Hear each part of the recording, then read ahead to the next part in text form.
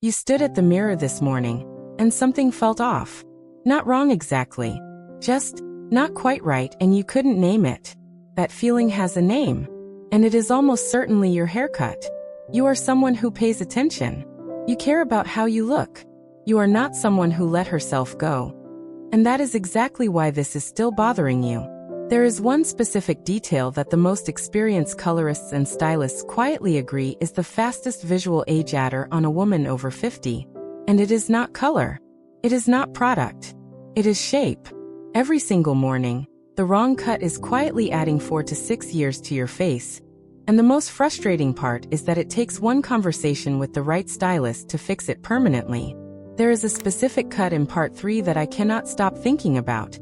A stylist I respect told me it is the single most requested cut she sees on women over 60, and also the one doing the most quiet damage. You will not see it coming. I researched the worst style and beauty mistakes and youth-boosting fixes for mature women so you get simple, proven transformations that work immediately. Today we are covering 5 haircuts that make older women look younger after 50. And by part 2, you are going to want to stop and look in the mirror. I mean it. Part 1 starts with the cut most women think is sophisticated and polished, and part 4 has a fix so specific and so simple that it almost feels unfair that nobody says it plainly in this space. If you have not already, hit subscribe. I cover this every week. Part 1, the blunt bob cut. Let me start here, with the cut that looks the most polished in a magazine, and does the most damage in real life. You have probably had it. Maybe you have it right now. The blunt jaw-length bob. Clean line. No layers. Just a precise horizontal cut sitting right at the jaw or slightly above. On a 25-year-old with a strong jaw, it is striking. On you, on us. It does something very specific and very unkind to the face. And this is the one I wish someone had told me years earlier. Here is what nobody explains clearly. A blunt cut at jaw level creates a visual horizontal band across the widest part of the lower face. The eye stops there. The cut draws a line, and that line lands exactly where age tends to soften and round the jaw. The result is that it frames the jowl. It does not hide it. It highlights it like a spotlight. That straight line is pulling the eye down. It is compressing your cheekbones. It is flattening the midface, which is the area that carries the most visual energy and light on a mature face. This one cut can add 5 years to how your face reads in any photo, any lighting, any room. This is the one a friend of mine heard and immediately called her stylist. She had been wearing the same bob for 11 years and had no idea. So what is the fix? It is not a completely different haircut. It is a refinement of the same idea, done correctly. Instead of ending the cut at the jaw, take the length just past it, 2 to 3 inches below the jaw. Then add long, soft face framing layers that begin at the cheekbone and fall forward and downward. This changes everything. The eye now travels upward and outward toward the cheekbones rather than stopping at the jaw. Your midface lifts. Your cheekbones re-emerge. The face reads longer, leaner, and strikingly more youthful, without losing the clean-shaped feel of the bob you love. The maintenance tip here is simple. Ask your stylist to refresh the internal layers every 8 weeks even if the length stays the same.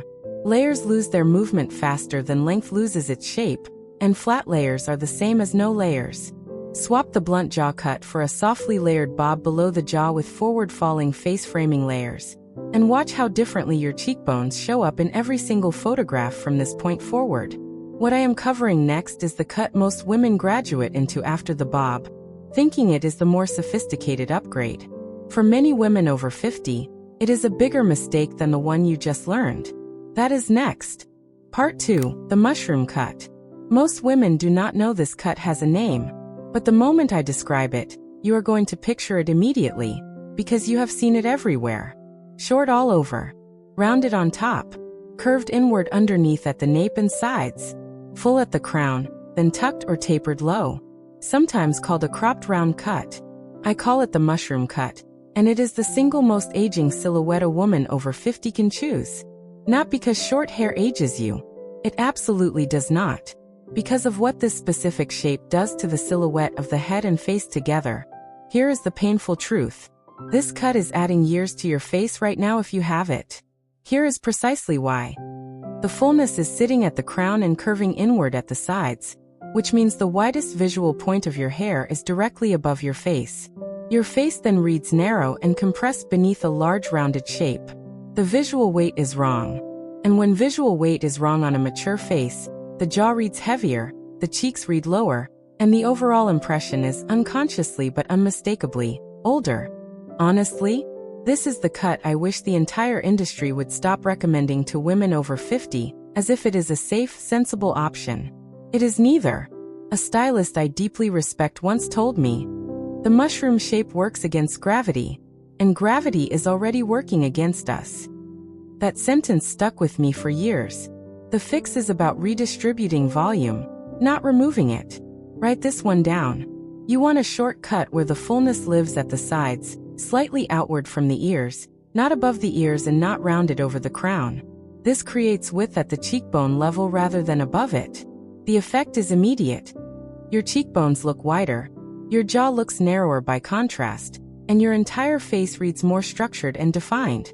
Think of cuts like the textured Pixie with side volume, or a soft short shag with the layers pushed outward rather than smoothed inward. Swap the rounded inward mushroom shape for any shortcut that pushes volume outward from the ears and keeps the crown flatter. The silhouette should widen at the cheeks, not above them.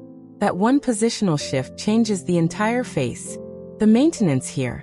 See your stylist every 5 to 6 weeks for a shortcut, not 6 to 8.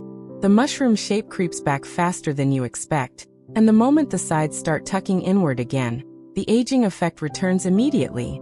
Here is what is coming up next, and this is the one people message me about most. There is something specific about the cut in part 3 that nobody in this space talks about directly. It is the most requested cut I see among women over 60, and it is quietly working against almost everyone wearing it. That is next. Part 3, the one length long cut. Here it is. The cut I have been building towards since the intro.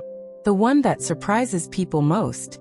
Not because it is unusual, because it is so common, so accepted, so quietly assumed to be the safe, elegant, age-neutral choice for a woman over 50 who still loves her long hair. The one length long cut. All one length. No layers. No movement. Hair falling straight down from the crown to the collarbone or below, with no internal shaping at all. There is a reason this mistake is the hardest one to spot on yourself. Because you have probably been wearing some version of it for years, and it has always looked fine. Fine. That word. Fine is the enemy of stunning, and it is what this cut produces. Fine. Here is what is actually happening. After 50, hair naturally loses density. The individual strands become finer.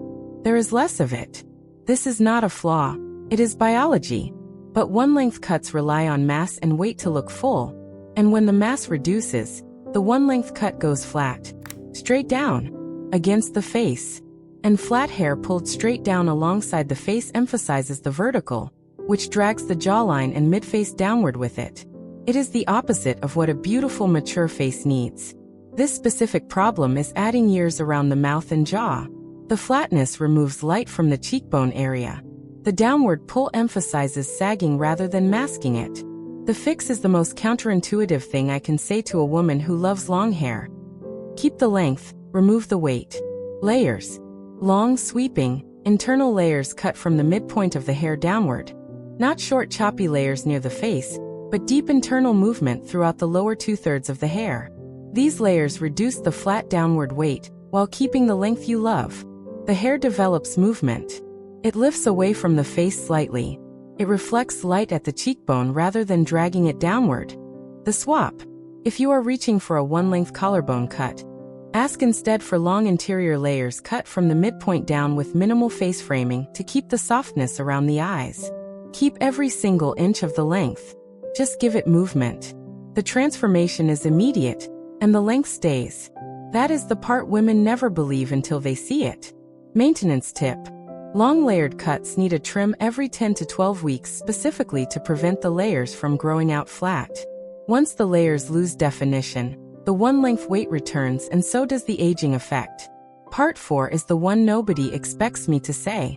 It is the cut most often marketed directly to women over 50 as a youth-boosting choice. And for most face shapes, it is doing the exact opposite. That is next. Part 4. The heavy side-swept fringe. Bold statement. No epaleji. A heavy side-swept fringe, what many people call a side bang, is being sold to women over 50 as one of the best tools for looking younger. Cover the forehead lines. Soften the face. Add youth. It is marketed this way constantly. And for a very specific face shape, it works beautifully. For most women over 50, it is quietly doing 3 things at once, none of them good. Here is the real reason this is so common and so hard to critique. It feels like it is working when you first get it. You see your forehead covered, the lines disappear, and there is an immediate sense of freshness. That is real.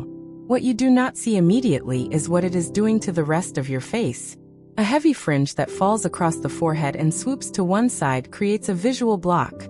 It covers the forehead, one of the most light reflective surfaces on a mature face. And on a woman over 50, the forehead is often the brightest, smoothest, most open part of the face. Covering it removes that light and compresses the face vertically. The face suddenly has less vertical space, less open surface, and the focus shifts lower, directly onto the mid-face and jaw, which are precisely where age tends to be most visible. This specific fringe is adding years right now by closing off the upper face, removing vertical light, and drawing the eye toward the jaw. There is no gentler way to say it. This is the one a woman I know heard at a salon consultation, and audibly gasped. She had been growing her fringe heavier and heavier for 6 years trying to look younger. The opposite was happening. The fix is not no fringe. The fix is the right fringe. Soft, wispy, curtain-style fringe, thin enough to show the skin of the forehead through the hair. Or a very soft, barely there side fringe that schemes the eyebrow, and does not cover more than 1/3 of the forehead. Both of these options still frame the face beautifully, while keeping the upper face open and luminous. Swap the heavy curtain fringe for a wispy, skin-showing fringe that lets your forehead breathe. Keep the fringe concept. Just reduce the density by at least half. Your natural elegance and those beautiful eyes deserve the open frame they create when the upper face is visible. Maintenance tip. Wispy fringes need a trim every 4 weeks. A fringe that grows even slightly too long starts to sit heavier. And heavy is what we are moving away from. Part 5 is the final cut, and it is the most specific one in this entire video. There is one detail about it that almost nobody names correctly when they describe what makes it aging. That detail is next, and once you hear it, you will never look at this cut the same way again. The transition zone is the soft visual bridge between the hair and the face. When hair is longer near the face, even slightly, even just a few centimeters, it creates a gradual movement from hair to skin. The eye reads the face as part of a soft, framed composition. When there is no transition zone, when the hair stops abruptly at a uniform length all the way around, the face is fully exposed, all edges are hard, and every feature is seen without softness or context. On a young face with tight skin, this reads as bold and geometric. On a mature face, it reads as harsh. The jawline reads harder. The lines around the eyes and mouth have no softening context around them. The face appears to sit stark and unframed in the center of the frame. This specific cut is adding years through hardness, not through length. That is the detail nobody names. It is not about how short the hair is. It is about whether there is any softness left near the face. There is a reason this is the one people message me about most after hearing it. It changes everything about how you read a very short cut. The fix preserves everything you love about a bold short look, while adding back that one missing element. Ask your stylist to leave the hair at the temple and in front of the ear just slightly longer than the rest. Even a centimeter of extra length there, slightly textured, slightly forward-facing, changes the face completely. That small piece of hair near the cheekbone reintroduces the transition zone. The face reads softer. The bone structure looks more defined. Your natural elegance shows up where it was always waiting. Swap the uniform all-over crop for a cropped cut with intentional face framing. Even just a small amount of hair left near the temple and ear. Ask specifically for that. Use those words. Your stylist will understand immediately. The difference on camera and in the mirror is not subtle. It is everything. Maintenance tip. Because that face framing piece is so small, it needs the most frequent trimming of any cut in this video. Every 4 to 5 weeks. Otherwise it loses its shape, and becomes just more length rather than deliberate framing. You now have all 5. And none of them require starting over. They require one conversation with a stylist who understands exactly what you now understand. You just learned the 5 specific haircuts most women over 50 are wearing without knowing they are working against the very face they are trying to honor. And you did it in one sitting. That is not a small thing. That is years of confusion replaced by clarity. Wear this knowledge with the confidence it was always meant to carry. Your bone structure was always this stunning. Now you know exactly how to let it show. Tell me in the comments, which of these 5 cuts were you wearing without knowing it was aging you? I read every single comment and I want to know. Next time, we are getting into the one accessory mistake that adds 10 years to any outfit overnight. And it is not what you would expect.